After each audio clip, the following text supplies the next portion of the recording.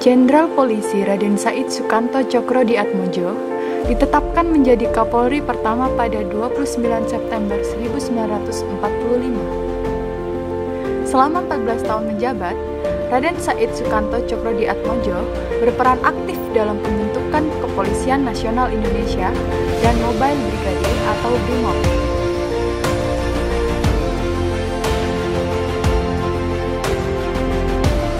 Tahun 1959 hingga 1963, Kepala Kepolisian Negara dijabat oleh Jenderal Polisi Soekarno Djojonegoro.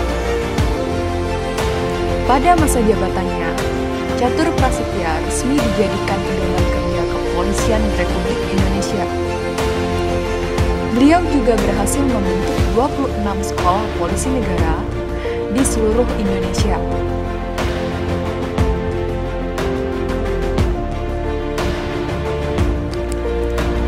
Jenderal Polisi kelahiran Tulungagung ini menjabat dari Desember 1963 hingga Mei 1965.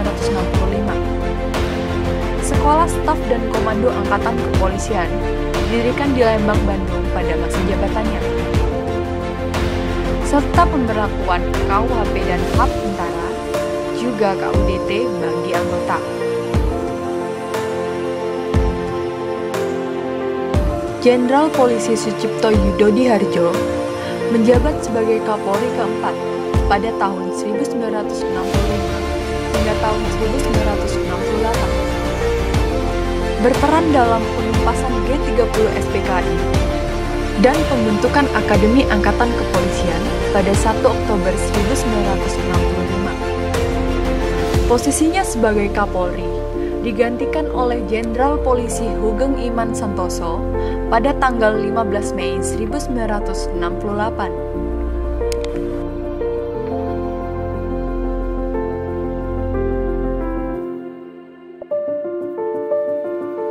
Sebagai Kapolri kelima, Jenderal Polisi kelahiran Pekalongan, Jawa Tengah ini bertugas dari tahun 1968 hingga 1971. Di masa jabatannya, lahirlah istilah Kepolisian Negara Republik Indonesia yang sebelumnya bernama Angkatan Kepolisian Republik Indonesia. Nama pimpinan tertinggi Polri turut berubah menjadi Kepala Kepolisian Negara Republik Indonesia atau Kapolri.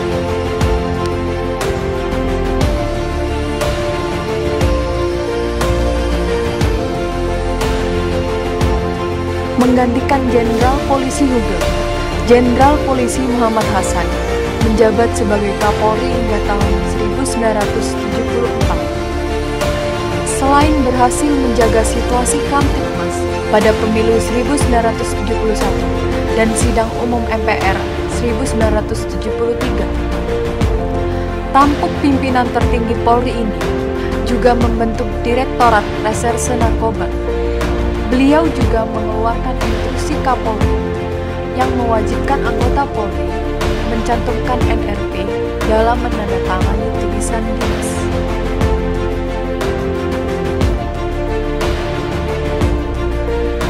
Jenderal Polisi Widodo Budidarto menjabat sebagai Kapolri dari tahun 1974 hingga 1978. Penerapan visi Polri untuk melindungi, mengayomi, dan melayani masyarakat merupakan kebijakan beliau saat menjabat. Beliau juga berhasil mengungkap peredaran gelap narkotika dan penyalahgunaan barang haram tersebut dengan sebuah operasi, yaitu Operasi Gurita. 239 orang pengedar narkotika berhasil digulung dalam operasi tersebut.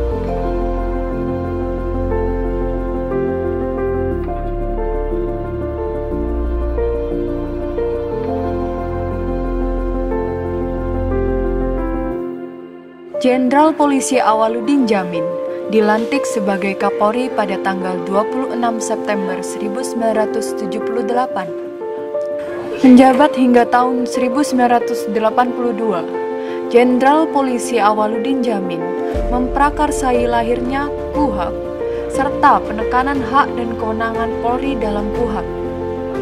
Jenderal Polisi Awaludin Djamin juga memprakarsai ASEANAPOL dan kerjasama dengan kepolisian internasional untuk keberhasilan tugas-tugas Polri.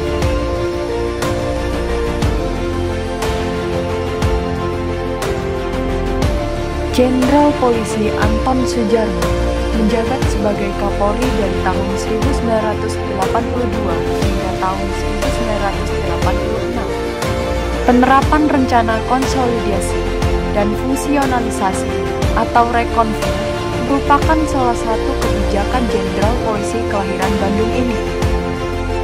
Kode etik kepolisian sebagai pedoman moral anggota Polri juga diprakarsai saat beliau menjabat.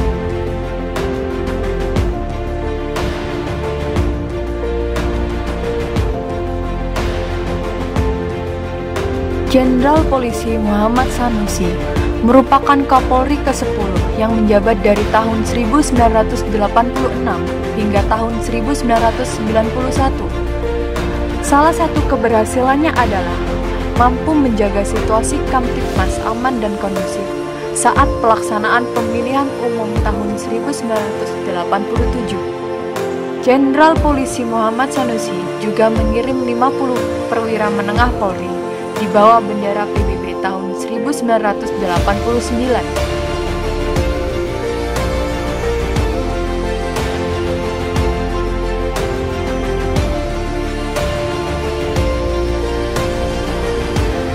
Jenderal Polisi Kunarto dilantik oleh Presiden Soeharto sebagai Kapolri pada Februari 1991.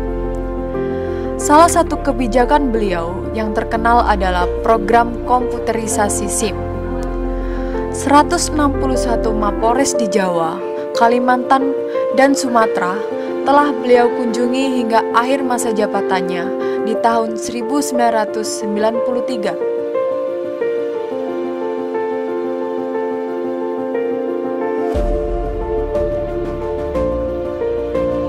Jenderal Polisi Banur Rusman Astro Semitro menjabat sebagai Kapolri periode tahun 1993 hingga tahun 1996. Program unggulannya yakni kebijaksanaan dan strategi, 5 tantangan, 6 sasaran, dan 3 prioritas. Saat menjabat, Jenderal Polisi Banur Rusman telah mengirim kontingen Garuda dalam misi perdamaian dunia ke beberapa negara.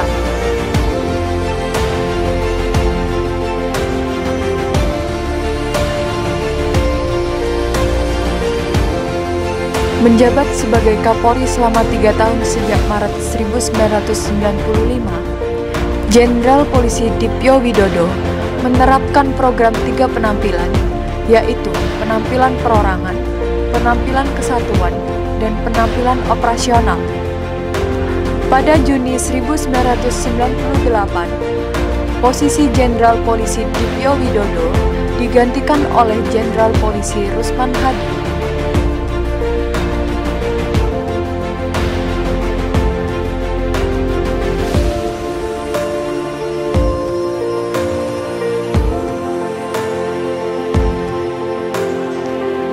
Jenderal Polisi Rusman Hadi menjabat sebagai Kapolri periode tahun 1998 hingga tahun 2000. Jenderal Polisi kelahiran tahun 1946 ini mengeluarkan strategi 6 profesional, proporsional, prosedural, proaktif, progresif, produktif, dan 3K, komitmen, konsisten, connection.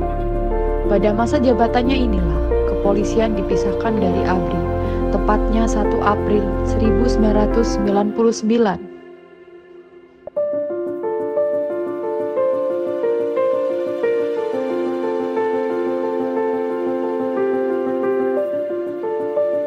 Saat Presiden RI dipegang oleh Abdurrahman Wahid di tahun 2000, tampuk pimpinan tertinggi Polri dipercayakan kepada Jenderal Polisi Dr. Andes Rusdi Harjo. Reformasi menuju Polri yang profesional merupakan kebijakan beliau di era kepemimpinan Gus Dur tersebut. Menjabat sebagai Kapolri ke-15, di era beliaulah Polri pisah dari Departemen Pertahanan, tepatnya pada 1 Juli 2000.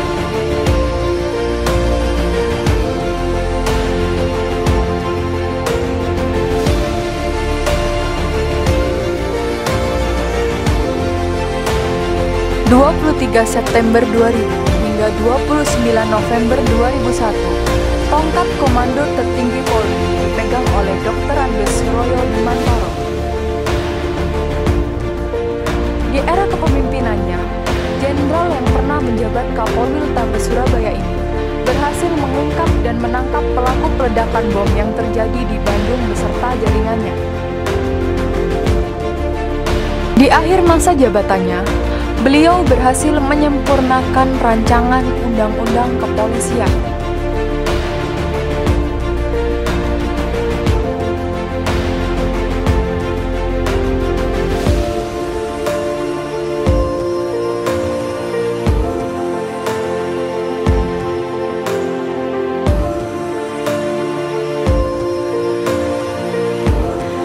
Jenderal Polisi Dr. Andes Dai Baktiar menjabat sebagai Kapolri pada tahun 2001 hingga 2005.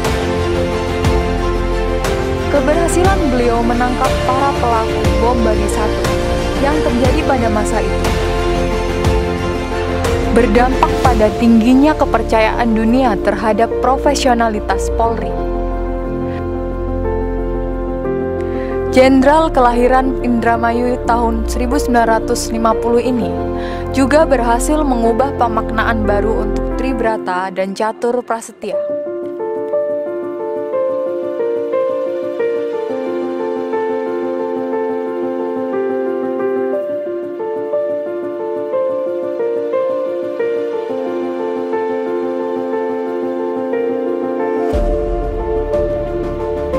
Juli 2005, tongkat Komando Polri dipegang oleh Jenderal Polisi Dr. Andes Sutanto.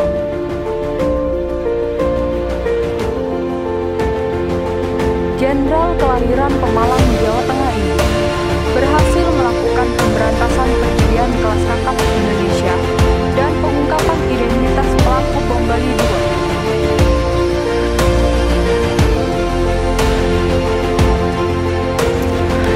Hingga akhir masa tugasnya pada 30 September 2008, beliau telah berhasil membangun Polri ke arah yang lebih profesional, bermoral, dan modern.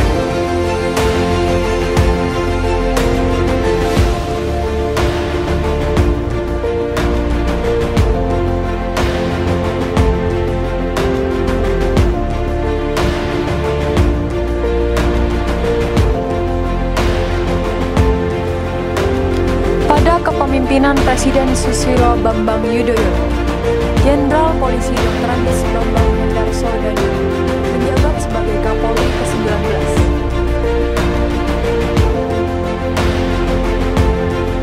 Penerapan Grand Strategi Polri 2009 sampai 2025 serta pencanangan program Quick Wins adalah strategi beliau untuk membangun Polri yang lebih profesional.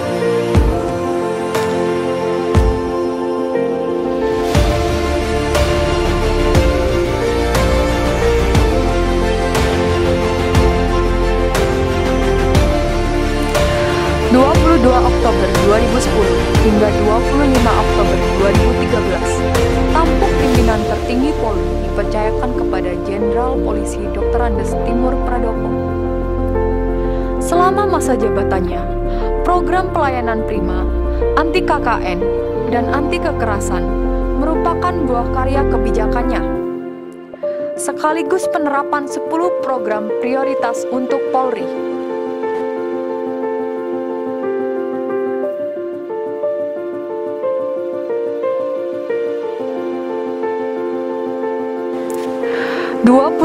Oktober 2013, Jenderal Dr. Andes Sutarman dilantik oleh Presiden Susilo Bambang Yudhoyono.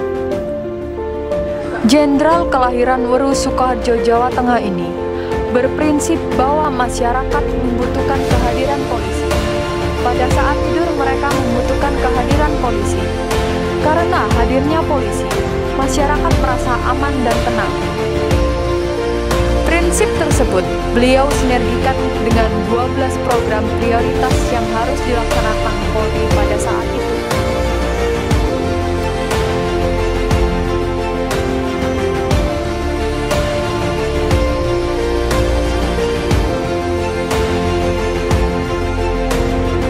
Jenderal Polisi Dr. Andes Sutarman digantikan oleh Jenderal Polisi Dr. Andes Badrodin Haiti sejak tanggal 17 April 2015 hingga 14 Juli 2016. Jenderal Polisi kelahiran Jember, Jawa Timur ini memprioritaskan kemampuan mediasi dan solusi non-represif dalam tugas-tugas Polri, sekaligus pemantapan reformasi birokrasi di tubuh Polri.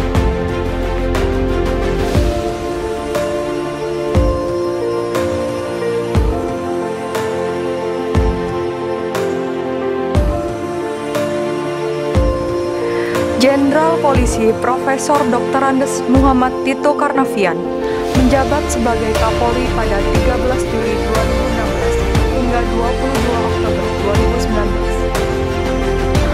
2019. Peraih Adi Makayasa ini menerapkan 11 program Polri, juga membangun Polri yang lebih profesional, modern, dan terpercaya. Beliau berhasil mengungkap hampir semua kasus terorisme yang terjadi di Indonesia. Keberhasilan Moncer saat beliau memimpin adalah terciptanya situasi Kamtipmas yang aman dan kondusif pada pemilu 2019.